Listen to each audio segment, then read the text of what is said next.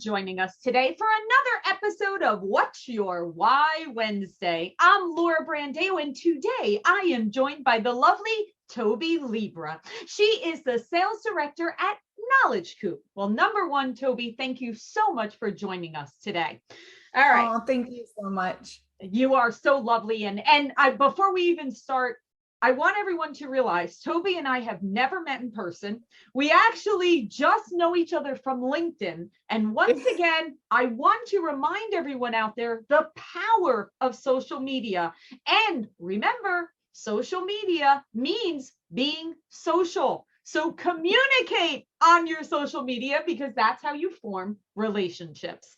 Okay, so Toby, most of us came into the mortgage industry by accident, but we stayed in the mortgage industry because it's tied to our personal and professional why.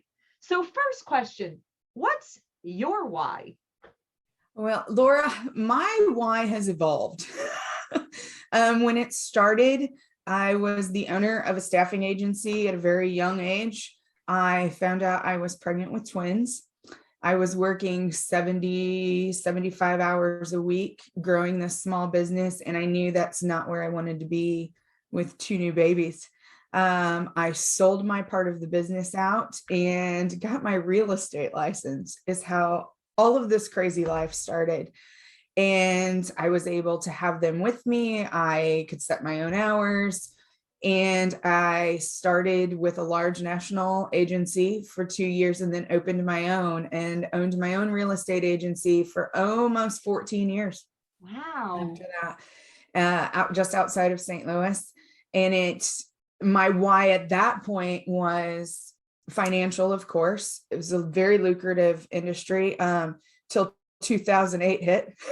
I was smack dab in the middle of a 5-year-old, 6-year-old agency at the time, with 2 toddlers at home. So my why was them in the beginning. They've always stayed a part of my why, obviously, but it's definitely evolved. And then my why became knowledge. And when I transitioned to the finance side, I was an REO specialist and foreclosure specialist in real estate. So I went to, when we moved to Gulf Shores, Alabama, went to a finance company that did lender-placed insurance. And so I was the REO specialist there, and then had the opportunity to open the cybersecurity division and start that. Wow. So my why became knowledge for myself. It went from finance and freedom for family to knowledge. And then a couple years ago, we've talked a lot about not being the youngest in the room anymore. My why really changed to a give back. And it wasn't just a give back to the company anymore. It was about mentoring, and it was about showing that glass ceiling is more fragile than it's ever been. And all you got to do is punch it. I completely agree. And number one, it is, I agree with you that our why absolutely evolves, right? I mean, we know a lot of times if you start off your career in our industry very early, it's for financial gain, right? So we come in because we see there's a great opportunity for growth and for financial comfort, okay? Yes. And then, of course, if we become moms, that certainly takes up most of our why, right? So we are focused in on family and developing and building that comfort again, and protection and security for our family. And then, it's funny, Toby, before we hit record, you had mentioned that moment of where you were, who said it, and what it felt like the first time someone said that you were a mentor and they were watching you. So take us to that moment and share with us. Absolutely. I told you, well, before we were on camera, probably 2 big feelings in that. It was last spring, before conferences went, completely away. But we happened to be doing that networking in some hotel lobby after conference day is over, and you're still smiling and doing your thing. And one of my dear colleagues who is much younger than I and has become a dear friend and was a client, says that she's watching and thank you. And I said, thank you for what? And she said, letting me know I can get there. And my first reaction was, where's that? Where am I? Where? Where are we? And I think we get caught up in this, that we're so busy getting the company where it needs to be, our families where they need to be. We forget where we are sometimes, or what we've accomplished, because it always seems to take a backseat, especially for women, that we're just worried about the welfare of everyone else. And it hit me, two things: the absolute flattery of it, that you've actually done something right. And the second part was the terrifying realization of that responsibility.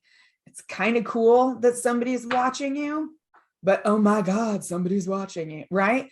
So the responsibility of showing all of it, the hard work, the balance, which, trust me, I will preach about work-life balance all day long. Do not think for 1 second I have that conquered.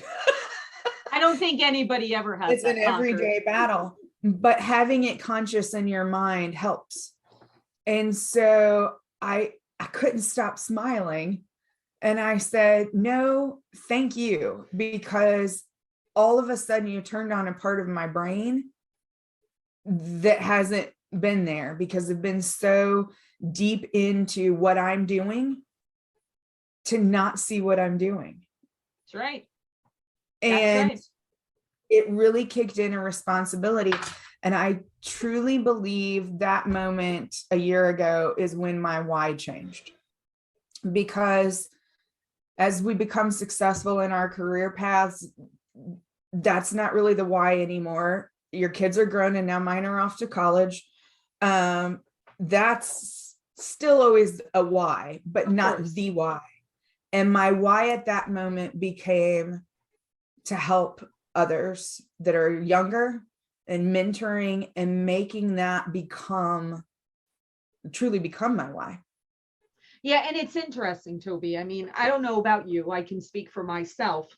When I was coming up through the mortgage industry, I didn't see other women.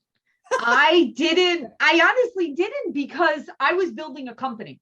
I never left my building. So the other women worked for me. They were my team members, right? But I wasn't at conferences. I wasn't on social media. I was just working, like head down, focused, working. I didn't even think that there was someone I could reach out to or have a conversation, or have someone even tell me, hey, you're feeling the same thing that I felt at your age. It didn't even exist. So exactly, the joy that I'm seeing now is that we are waking up. I don't know, we were sleeping or something happened to us, but now we all woke completely. up. And completely. I believe that we all should be mentees and mentors, because we always have something to learn. Always. I don't care where you are in your career or life, you always have something to learn. Don't ever let me be the smartest person in the room. Yes. That's right. That's exactly right. Yes. Wow. So yes, I love that. So what are you doing to apply that? Like, how are you applying that newfound why that you're realizing is part of your mission? Well, I've recently had a role change. So now, as a sales director at Knowledge Coop, our why is a little different. It has become, I was always training in cybersecurity to all our finance individuals. And that was great, because it really did give a purpose. Now I've shifted to a new audience, and it is training and educating loan officers in every level of staff within our finance institutions. But what that why became transferred over from my cyber, this doesn't need to be a box that we check off. I want to truly get our industry individuals engaged in wanting to be educated and wanting to know compliance standards and actually implementing them, instead of, oh, I got to check this box off for an audit. That's not what this is about. If you are simply just going through your education, training, CE, whatever it is for your part of the industry, and you are only letting that run on your screen while you're over here working on another screen, why are you doing this? Because at that point, we are not helping who us as an industry is set out to help, which is the consumer. So mine trickles down. I don't get to see the consumer much anymore. But if I can make our people passionate about educating themselves and knowing why they have to do this, and then wanting to do it, then it just trickles down to they are the best benefit for the consumer that there is. So you have to remember that while you're not always in front of that audience of the mass of people, what you do is going to trickle down to the mass of people. Does that make sense? 100%. And that leads me to another question of something we were speaking about before we hit record. So that having a positive effect and education and communication of how it ties into all of our families. You were telling me a story of a presentation that you were giving, and you had mentioned about a story that you shared, a personal story that ties into why we all need to be aware of some of the things having to do with cybersecurity. So can you please share that story with us? Yeah, absolutely. The information security side of training has always been my passion. I was speaking about 3 or 4 years ago in Texas. They run together. But I was speaking to a group of finance executives about the importance of information security. And it had dawned on me a couple speaking gigs before that, not only are these colleagues, but this is a big family of people in this industry. We have to be, or we'd all lose our mind, right? So I started thinking about personal experiences revolving around security, and that this wasn't just about teaching our finance institutions how to protect their banks, but how to protect their people, and then our individual colleagues and people how to protect their families. And I have, two twin boys here, gamers, of course, their whole life. I had heard a conversation while cooking in the kitchen, and they're playing Call of Duty or whatever, some game about, oh, where are you from, comes across the speaker. My kids have been raised with a cybersecurity mom, so immediately he's like, I'm out of here. But I started thinking about that 1 5-second instance, how it would translate to our industry and colleagues. What if you're not in this role? And that seems like a very simple question. So I told the story in this presentation. And I said, please pay attention. On gaming platforms, there are predators, there are bad guys, hackers, they're all hiding in there. And you're dealing with genius minds. These aren't just raging lunatics, out on the street. These are genius minds. And I told the story. So watch your families, watch your kids. There's nothing wrong with listening in on conversations, especially this day and time, especially on these gaming platforms. It was pretty simple, 5 minutes of my speech. 2 weeks later, I had a LinkedIn message from someone I didn't know and said, hey, I sat through your conference session in San Antonio. Can I call you? I'm like, absolutely. I don't know what it's about. She calls me and tells me that the night before she had heard her 10, 12-year-old son on a game in their living room. Again, same scenario. She was in the kitchen and the question started. Oh, where do you live? What school do you go to? Blah, blah, blah. And instantly I can hear her tears start. I tend to get hardened with this, but now it's personal. I start. And she said, if I hadn't sat through your session for my job, we could be in a very different conversation right now. I ran in, I started talking to the person. The conversation got very graphic and violent, and I unplugged all the games. And she said, if you hadn't made your career speech personal, it would have never had my radar up and what could have happened to my son. Wow. That hits hard. because you don't realize the impact you're having with just a little personal insight when we're talking about our careers or our professions or what we're doing. And if I had never told that story, maybe nothing would have happened. Maybe it would have. That's right. And there again, your why evolves.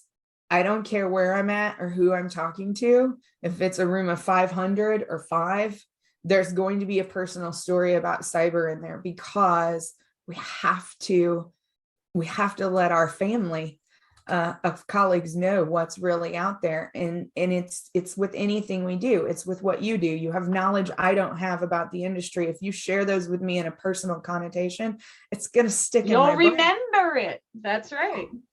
So and then again, another evolve of why. Yeah, it is. And you know what, again, what I just said about how I didn't realize what was out in our industry at the time that I was coming up, mainly because social media wasn't really as prevalent as it is now, right? But listen, we came through 2020. We're all mostly working from home, or even if we're working in an office, a lot of the other people we deal with are remote and across the country.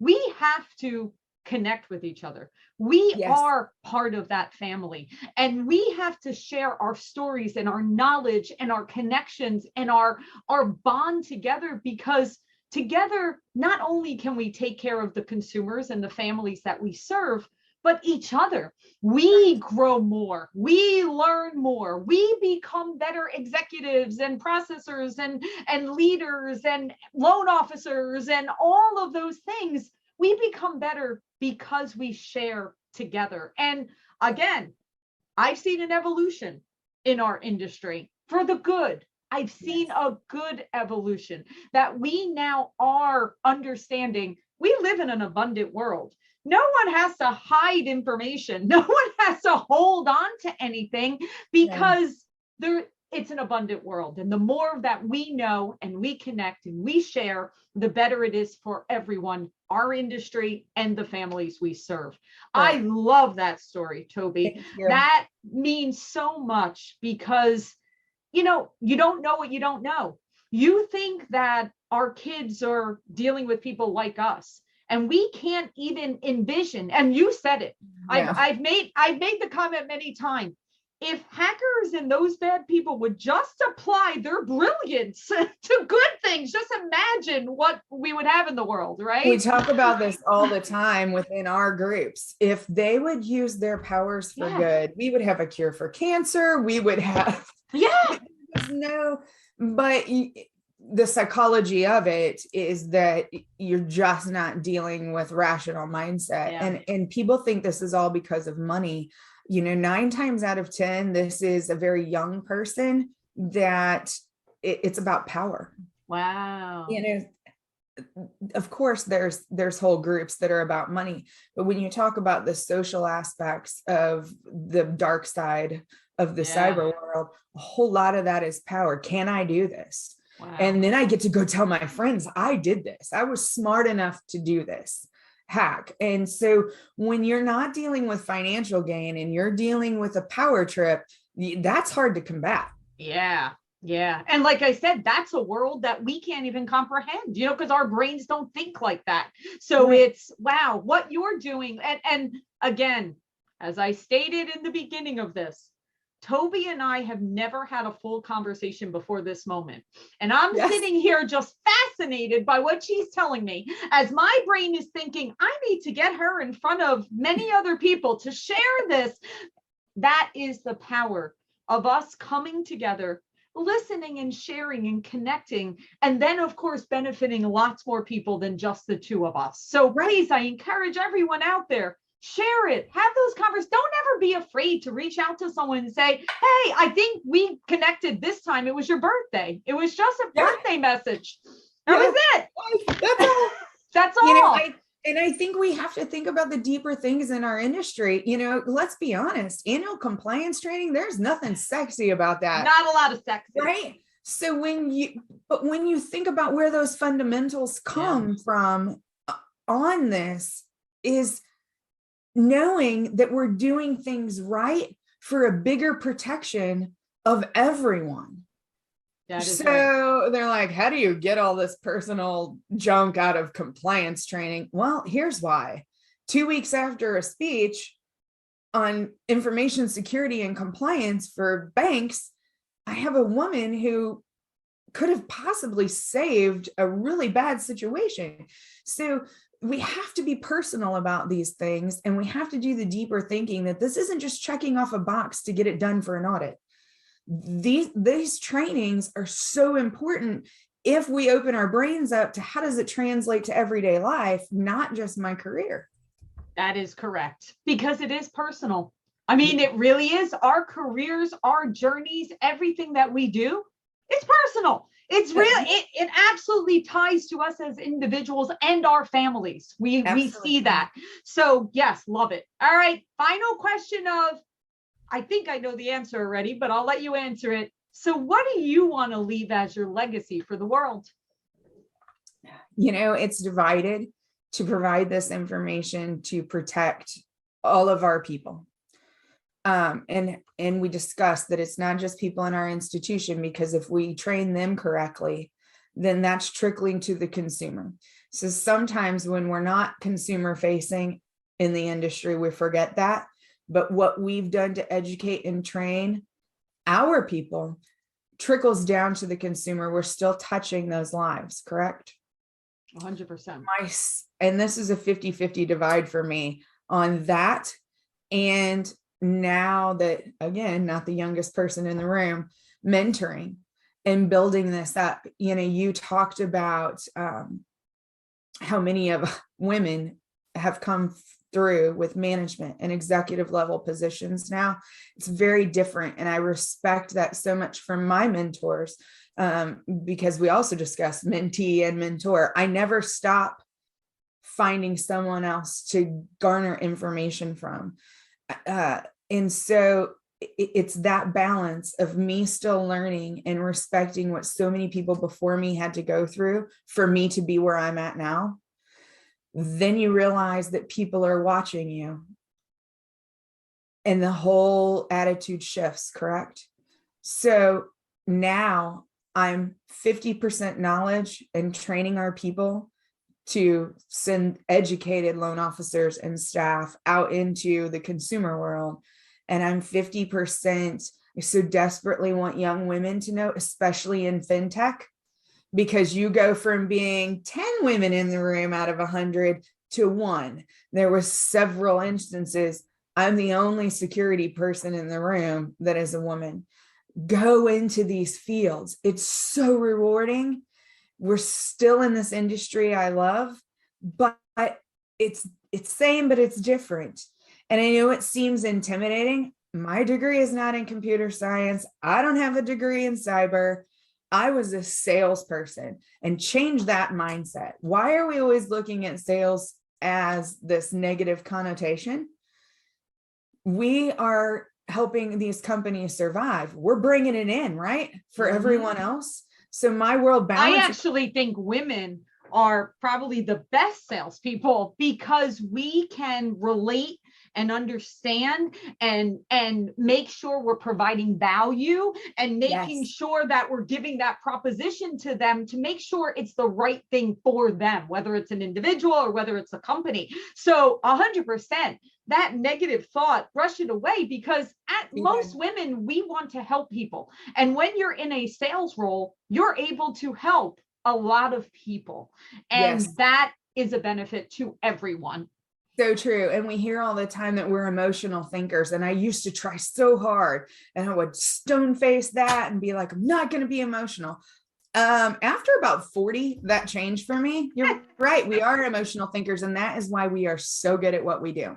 Well, because we connect. We can tell when someone is, I always like to, body language is a big thing, right? We can pick up on the body language of, I either hit on something that I need to continue down this path, or I hit on something that made them uncomfortable and I'm not going to. So you're right. That emotional thinking, we pay attention to the full aspects, every single piece of it. And that is tied to our emotions. And it is not a negative. It is a positive. And you can't go into this without an authentic self.